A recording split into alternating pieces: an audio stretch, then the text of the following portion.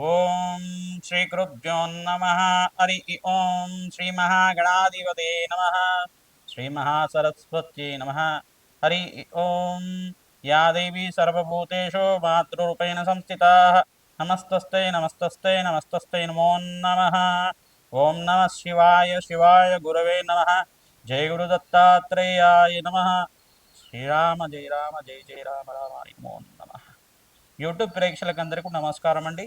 ప్రధానంగా చూసుకుంటే శ్రీ విశ్వవసనామ సంవత్సరం చైత్రమాసం ఈ యొక్క శుక్ర ఈ యొక్క వక్రగతి త్యాగం వల్ల మరియు మే నెల 15వ తారీఖు తర్వాత బృహస్పతి యొక్క మార్పు అంతా కూడా ఈ రకంగా ఉంటుంది. మే నెల 18వ తర్వాత ఈ యొక్క రాహు కేతు ఒక మార్పు అంతా కూడా వివిధ రాశుల వాళ్ళకి ఈ రకంగా ఫలితాలు ఉంటాయి తెలుసుకుందాం. ప్రధానంగా చూసుకుంటే గోచార చక్రంలో అంతా కూడా ఈ యొక్క మీనరాశిలో శుక్ర శని రాహు ఈ యొక్క బుధుడంతా కూడా సంచారం చేయడం మరియు రాహు అంతా కూడా మే నెల 18వ తారీఖు తర్వాత కుంభరాశిలో సంచారం చేయడం, ఈ యొక్క కేతు అంతా కూడా సింహరాశిలో సంచారం చేయడం జరుగుతుంది. ఈ యొక్క బృహస్పతి అంతా కూడా మే నెల 15వ తర్వాత వృషభ రాశి నుంచి మిథున రాశికి సంచారం చేయడం ఉంటుంది. ఈ యొక్క శుక్రుడంతా కూడా వక్రగతిలో సంచారం చేయడం వల్ల కొంచెం స్వల్పమైన ఫలితాలు ఇస్తున్నప్పటికీ కూడా ప్రస్తుతానికైతే గనక శుక్రుడు వక్రగతి త్యాగం జరిగింది. అంగారకుడంతా కూడా నీచస్థానంలో సంచారం చేస్తున్నాడు, కర్కాటక రాశిలో సంచారం చేస్తున్నాడు. వివిధ గ్రహాల యొక్క స్థితిగతి ఆధారంగా గోచార చక్రవశాత్వం అంతా కూడా మేషాది ద్వాదశ రాశుల వాళ్ళకి ఫలితాలంతా కూడా చెప్తున్నాము. కావున శుక్రుడి యొక్క వక్రగతి త్యాగం వల్ల విపరీత రాజయోగము, ధనధాన్యాది సమృద్ధి, ధన ఆకర్షణ, ధన యోగం అనేది పెరగడం కానీ, ఆర్థిక ఉన్నతి పెరగడం కానీ, అఖండమైన లక్ష్మీ కటాక్షం కలగడం కానీ, ధనధాన్యాది సమృద్ధి కలగడం కానీ జరుగుతూ ఉంటుంది. ప్రధానంగా చూసుకుంటే బృహస్పతి యొక్క మార్పు మిథున రాశిలో సంచారం చేయడం వల్ల కొన్ని వివిధ రాశుల వాళ్ళకి గురుబలం పెరగడం వల్ల వివాహాది శుభకార్యాలు, వ్యాపారం అభివృద్ధి, వ్యాపారం అంతా కూడా విస్తారం చేసుకోవడం కానీ, ఆర్థికమైన ఉన్నత స్థితి కలగడం కానీ, విదేశాల్లో స్థిరత్వం కోసం కానీ ఈ యొక్క మంచి ఫలితాలు రావడానికి ఆస్కారం ఉంటుంది. ఆ ఫలితాలంతా కూడా ఈ ఎపిసోడ్లో అంతా కూడా తెలుసుకోవడం జరుగుతుంది. నేను పాలపర్తి గురునాథ శర్మ, నేనంతా కూడా జ్యోతిష్ సిద్ధాంతిని, వాస్తు సిద్ధాంతిని, వేదిక్ జ్యోతిషం అంతా కూడా చెప్పడం జరుగుతుంది. మీరు ప్రధానంగా ఈ యొక్క ఫలితాలంతా కూడా తెలుసుకొని పరిహారం చేసుకోవడం వల్ల అఖండమైన రాజయోగానికి కారకత్వం అవుతుంది. కావున ఈ చైత్ర మాసంలో వివిధ ఫలితాలంతా కూడా చెప్తున్నాం. ప్రధానంగా చూసుకుంటే ఈ యొక్క ఫలితాల వల్ల అఖండ లక్ష్మీ కటాక్షం లభించడానికి పరిహారం అంతా కూడా చెప్తున్నాం. వ్యాపారం అభివృద్ధి కోసం కానీ, వ్యాపారంలో నష్టాలు ఉన్నప్పటికీ కూడా పరిహారం చెప్పడం వల్ల ఆర్థిక ఉన్నత స్థితి కలగడం కానీ, వ్యాపారం అంతా కూడా విస్తారం చేసుకోవడం, నూతన వ్యాపారాలు పెట్టుబడి పెట్టుకోవడానికి పరిహారం కానీ చెప్పడం జరుగుతుంది. అందరూ కూడా భక్తిగా శ్రద్ధగా వినండి, పరిహారం చేసుకోండి. తద్వారా అఖండమైన లక్ష్మీ కుబేర యోగం కలుగుతుంది, అఖండమైన ధనధాన్యాది సమృద్ధి కలుగుతుంది, ధనాకర్షణ పెరగడానికి అవకాశం ఉంటుంది, వంశాభివృద్ధి కలుగుతుంది. శీఘ్రమేవ మనస్సంకల్పితా సిద్ధిరస్తు అని చెప్పేసి ఆశీర్వాదం చేస్తూ ప్రతి ఈ యొక్క రాశి వాళ్ళకి మంచి ఫలితాలు వచ్చే విధంగా మన పరిహారం చెప్తున్నాం. ఈ యొక్క గ్రహాల యొక్క స్థితిగతి ఆధారంగా చెప్తున్నాం. కావున జన్మజాతకమే ప్రధానంగా ఉంటుంది.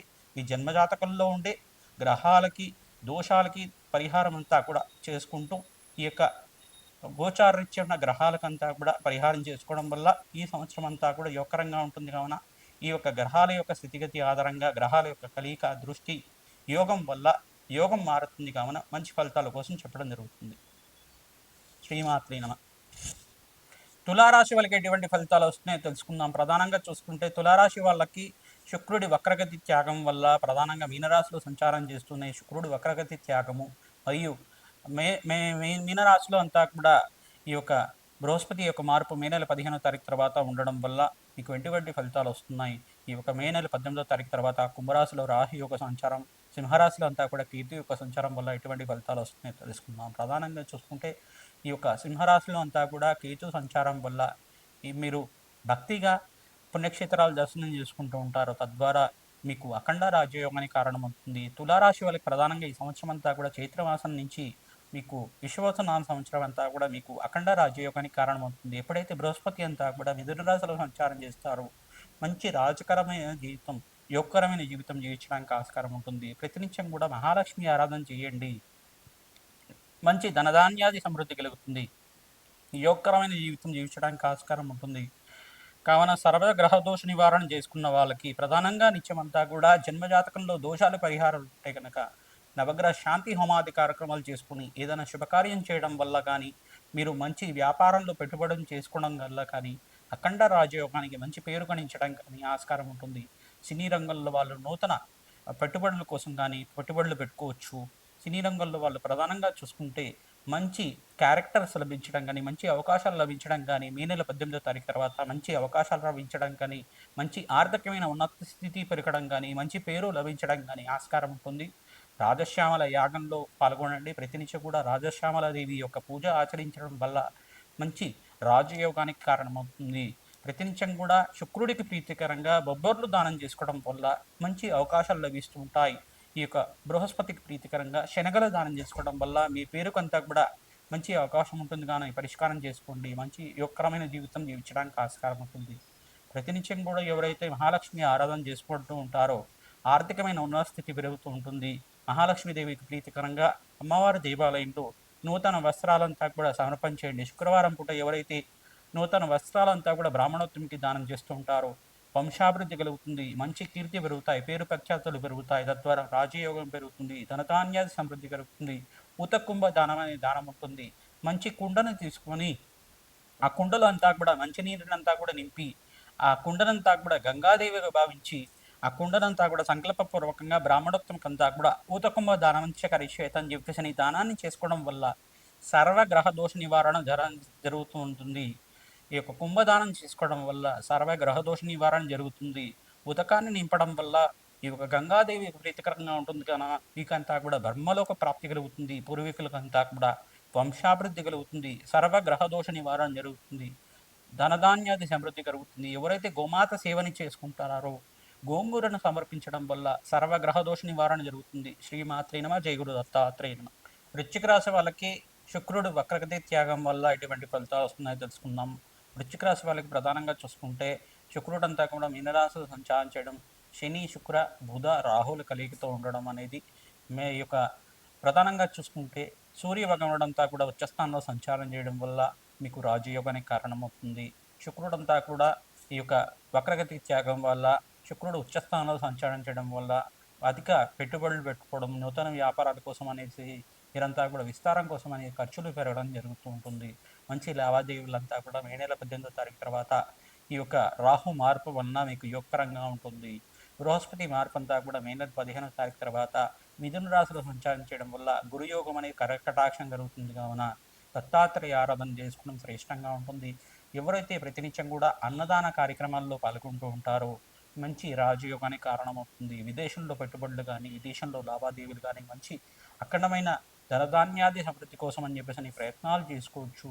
మీరంతా కూడా ఎవరైతే ప్రమోషన్స్ కోసం ప్రయత్నం చేసుకుంటారో జాబ్లో ప్రమోషన్స్ వస్తూ ఉంటాయి. మే నెల 18వ తారీఖు నుంచి కానీ నవంబర్ 15వ తారీఖు లోపల కానీ మీకు మంచి ప్రమోషన్ రావడానికి ఆస్కారం ఉంటుంది. ప్రతినిత్యం కూడా మీరు దత్తాత్రేయ ఆరాధన చేసుకోండి. మేధా దక్షిణామూర్తి ఆరాధన చేసుకోవడం శ్రేష్టంగా ఉంటుంది. ప్రధానంగా చూసుకుంటే మేషరాశులు అంతా కూడా సూర్య భగవానుడు ఉచ్చస్థానంలో సంచారం చేయడం, శుక్రుడు వక్రగతి త్యాగం, మీనరాశులు అంతా కూడా త్యాగం చేయడం, బృహస్పతి యొక్క మార్పు మే నెల 15వ తారీఖు తర్వాత జరగడం అనేది వివిధ రాశుల వాళ్ళకి మంచి ఫలితాలు పొందడానికి ఆస్కారం ఉంటుంది. ప్రధానంగా శనీశ్వరుడు ఈ యొక్క శుక్రుడు ఒక కలయికని జరగడం వల్ల ఈ యొక్క మంచి ఫలితాలు పొందుతారు. ప్రధానంగా వివాహాది శుభకార్యాల కోసం అంతా కూడా ప్రయత్నం చేసుకోవచ్చు. విదేశంలో స్థిరత్వం కోసం ప్రయత్నం చేసుకోవచ్చు. మే నెల 18వ తారీఖు తర్వాత మే నెల 18వ తారీఖు తర్వాత రాహు యొక్క మార్పు కుంభరాశిలో సంచారం జరుగుతుంది. కేతు యొక్క మార్పు అంతా కూడా సింహరాశిలో సంచారం జరుగుతుంది. ఈ యొక్క వివిధ గ్రహయోగం వల్ల మంచి మిశ్రమైన ఫలితాలు ఉన్నప్పటికీ కూడా మంచి రాజయోగానికి కారణమవుతుంది. ప్రధానమైన గ్రహాలన్నీ కూడా మారడం వల్ల చైత్రమాసం నుంచి విశ్వాసనామ సంవత్సరంలో మేషాది ద్వాదశ రాశుల వాళ్ళకి ఎక్కువ రాశుల వాళ్ళకంతా కూడా అఖండ రాజయోగానికి రాసిపెట్టి ఉంది. కావున ఒక్కొక్క గ్రహం ఒక్కొక్క రాశి వాళ్ళకంతా కూడా రాజయోగానికి కారణమవుతుంది. ప్రధానంగా బృహస్పతి అంతా కూడా ఏకాదశ స్థానంలో సంచారం చేయడం వల్ల మంచి రాజయోగానికి కారణమవుతుంది. మంచి యోగకరమైన జీవితం జీవించడానికి ఆస్కారం ఉంటుంది. సర్వగ్రహదోష నివారణ కోసం నిత్యం అంతా కూడా దత్తాత్రేయ ఆరాధన చేసుకోవడం శ్రేష్టంగా ఉంటుంది. కానీ పరిష్కారం చెప్తున్నాం. ప్రధానంగా మిథున రాశిలో బృహస్పతి యొక్క మార్పు అనేది మే నెల 15వ తారీఖు తర్వాత జరుగుతుంది. కావున సర్వ గ్రహ దోష నివారణ జరుగుతుంది. వంశాభివృద్ధి కలుగుతుంది.